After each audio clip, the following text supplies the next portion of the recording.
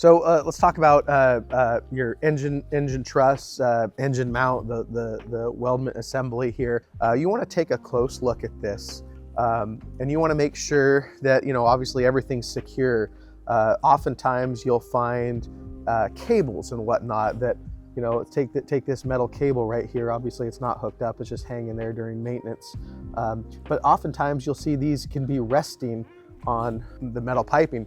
And, you know, over the course of hundreds of hours, these can sit there and rub and chafe into it. And generally, I think the general guidance is 10% of the width of the thickness of the steel. If it's over that, you need to replace it or repair it.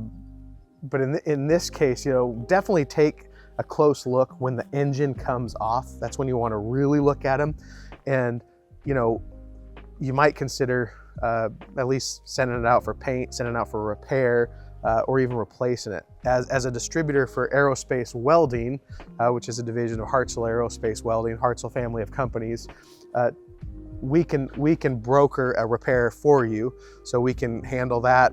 You make one phone call to us, we'll ship it, we'll get it taken care of, and the team up at AWI in Minnesota, it'll come back looking perfectly just like this one. And for common airplanes, they can sell you this on exchange too, so it's just a quick in and out.